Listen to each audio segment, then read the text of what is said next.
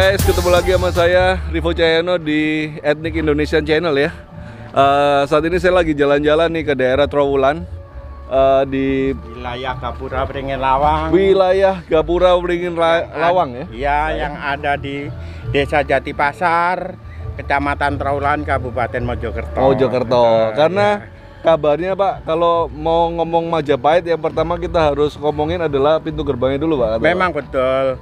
Jadi kalau secara spiritual sendiri, bahwa leluhur berkata sebelum masuk ke wilayah Trowulan harus melalui pintu gerbangnya, ya. Jangan sampai melalui pintu belakang, Iya, gitu Pak. bener ya, itu secara spiritual. Secara spiritual dan inilah kepercayaan masyarakat Pak ya. Iya. Bahwa sebenarnya pintu gerbangnya kalau kita masuk ke area Mojopahit Pak. Iya. Betul. Dari arah sana atau dari arah sini Pak? Kalau menurut arkeologi sendiri ini ada ke timur barat.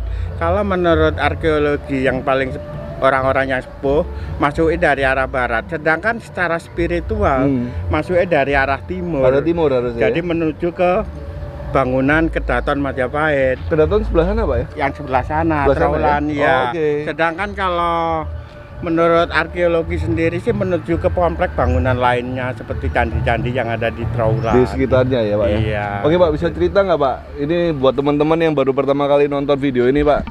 Iya. Gapura ini ditemuin tahun berapa ini Pak? Kalau Gapura ini dikenal Pak. Dikenal ya? Itu sejak tahun 1815 itu 1815 dikenal ya? oleh masyarakat itu. Oke. Iya, itu. Jadi setelah itu ada pemugaran. Ada pemugaran tahun 91 sampai 95. 1 sampai 1 95 April ya? 91 sampai 1 April 95. Oke. Iya. Ini tinggi banget nih, megah banget Iya. nih Pak ya. Buat teman-teman yang pertama kali lihat ya, kamu lihat ini di atas ini sekitar 15 meter ada Pak? 15,50 Pak. 15,50 meter ya. 15,50. Jadi bisa kita bayangkan kalau pintu gerbangnya kayak gini betapa megahnya ibu kota ya Pak ya? Oke, memang seperti itulah Majapahit. Karena Majapahit sendiri kan dikagumi oleh semua negara di Seluruh Nusantara lah ya, ini. bahkan Iya. kabarnya sampai Hawaii sampai situ Pak ya. Iya, gitu. Oke Pak, kita jalan-jalan ya Pak ya di sini Pak ya. Loh Pak, sampai hari ini masih banyak yang dipakai untuk ritual Pak? Banyak sekali. Heeh. Karena di sini sendiri sebagai warga masyarakat desa sendiri kan kalau punya hajatan apa itu mau bersyukur pada Tuhan, itu melakukan syukuran di sini, memohon pada Tuhan, minta keselamatan pada Tuhan. Bukan kok memohon pada klenik, tapi memohon pada Tuhan. Pada Tuhan lah ya. Supaya diberikan keselamatan. Sang pencipta ya. Ya, seperti itu. Nah, Pak, sedangkan tamu-tamu kita dari Bali juga banyak sembahyang di sini. Memang ini adalah tinggalan pada waktu zaman Hindu. Nah, Hindu Buddha ya. Itu Luar biasa Pak ya. Nah Pak, kabarnya di sini ada beberapa mata air juga Pak ya, sumur ya? banyak. Sebenarnya banyak, Ya. tapi udah di luar area ini, Di luar area pagar gitu loh. Oh gitu. Iya, dulu itu banyak sumur-sumur kuno. Jadi dulu itu gunanya mungkin untuk pembersihan kalau mau sembahyang di Penyucian dulu ya? sebelum masuk ke Kedaton Majapahit. Oh oke. Kayak gitu ya. Iya. Jadi luar biasa banget ya Pak ya. Oh ini sampai sini nih Pak ya, pagarnya ya, Iya. batasnya ya. Iya.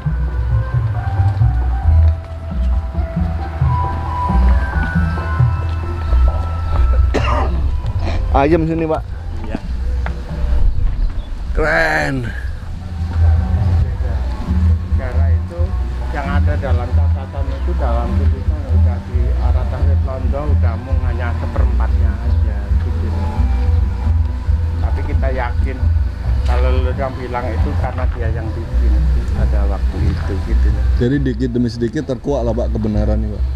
Diharapkan kan seperti Pernah itu. aku mau menulis tentang buku, dia nggak boleh karena Ya karena Bapak kan anggota PPCIP Pak. ya pertama itu, kedua juga karena orang belum tentu percaya. Belum tentu. Tapi aku tuh cerita sama kamu itu cerita yang sebenarnya karena ini adalah cerita karena saya yang buat gitu loh. Jadi orang tuanya Bapak semuanya asli dari Trowulan ya. Ketik kalah sekarang. Ada juga cerita dari mereka. Yang banyak itu malah enggak. Ini Gapura ini sama Gajah Mada itu hubungannya gimana Pak?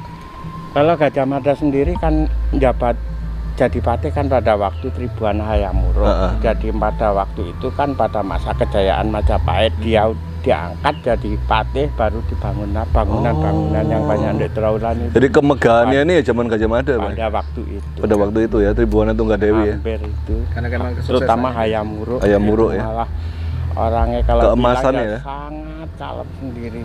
Saya bisa seperti itu bukan karena saya. Itu adalah kehendak Tuhan. Sang Yang Widi ya? Iya itu.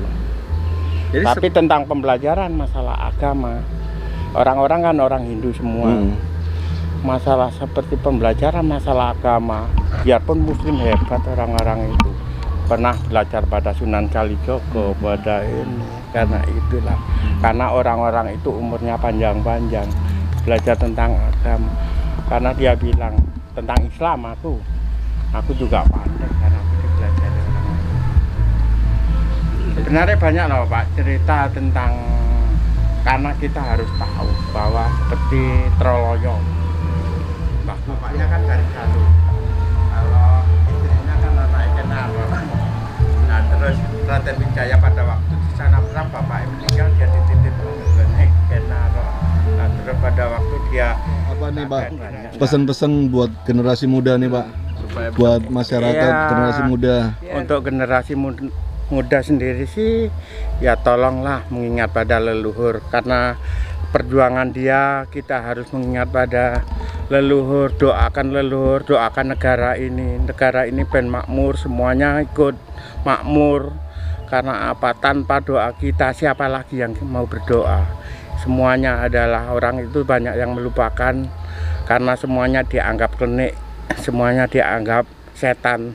Tapi leluhur dulu berjuang itu juga sering banyak menghadap pada Tuhan, berdoa, hanya itu aja. Amin. Makasih Pak buat pencerahannya Pak. Karena kalau kolam sekarang sendiri itu dibangun dari secara spiritual kan. Pertama tanah diambil dicetak jadi bata untuk bangunan yang ada di Trawulan. Kedua, kerajaan Majapahit itu jauh dari pantai. Untuk pendingin kota kerajaan itu adalah karena adanya air di kolam Segaran. Ketiga, untuk bertemu, untuk berkumpulnya kerabat kerajaan untuk melihat terbit dan tenggelamnya matahari. Itulah kolam Segaran. Tahun berapa Pak dibuatnya tahun sekarang? Ya pada masa kerajaan Majapahit lah. Tribuana atau ini? Sebelum jadi ya? pada waktu raja pertama udah. Raden Wijaya. Kalau Raden Wijaya pernah bilang karena itu adalah sebagai panguripan, dalam arti airnya untuk seluruh sumber air untuk tanaman, untuk pertanian yang ada di Majapahit pada waktu itu. Gitu. Sebenarnya karena di situ sendiri secara spiritual kan juga ada. Kalau kita putar satu keliling itu malam jam berapa? Di atas jam 12 putarnya gini, kalau masih sore gini itu ada pakemnya. Ada pakemnya itu dari Tuhan. Itu semuanya itu kehendak Tuhan. Tapi kita harus melakukan dengan hati. Bukan melakukan dengan pikiran gitu.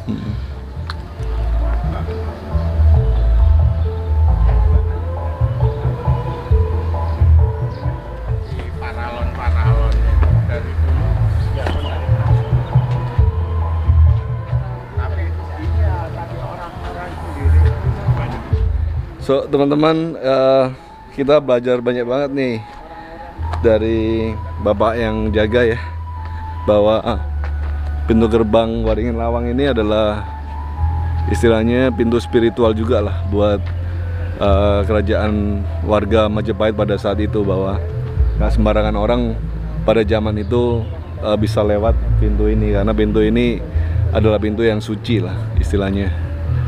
Dan ini adalah bukti kebesaran kerajaan Majapahit pada zaman itu. Bahkan pada saat sekarang walaupun banyak yang istilahnya terlupakan ya, tapi kita masih bisa merasakan aura kebesaran masa lalu leluhur kita. Luar biasa.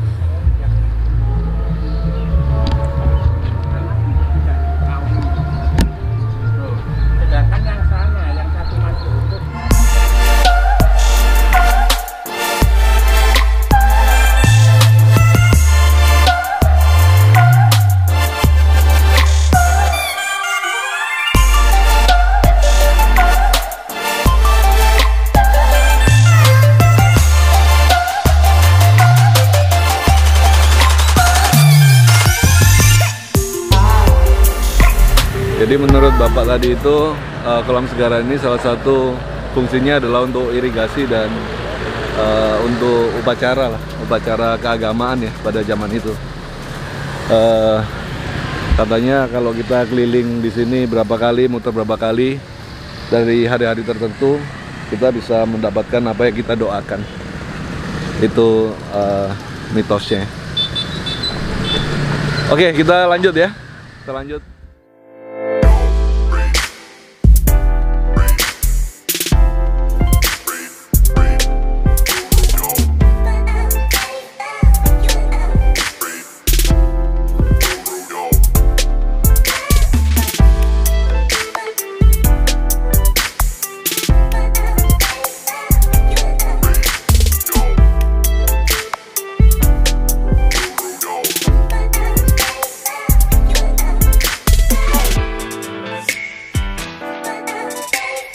Kamu mampir ke kolam Segaran, kamu harus mampir di warung sambal wader guys, karena ini salah satu makanan tradisional yang ada di daerah Mojokerto ini ya, dan ikannya diambil dari kolam Segaran itu. Tadi kita lihat ada orang mancing ya. Nah ini terkenal banget nih, jadi makanan tradisional Indonesia yang patut diperhitungkan. Kita tadi beli udang sama pecel wader, habisnya 55.000 sama botok.